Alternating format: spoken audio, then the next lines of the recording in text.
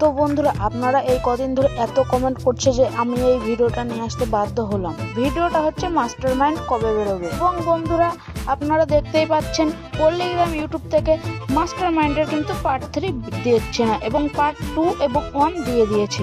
এবং আজকে আমি বলতে চলেছি যে পল্লিগ্রাম ইউটিউব থেকে মাস্টারমাইন্ডের পার্ট 3 কবে বেরোবে। এটা যদি আপনারা জানতে চান তাহলে আমার চ্যানেলটিকে সাবস্ক্রাইব করে বেল নোটিফিকেশনটা অন করে দেবেন।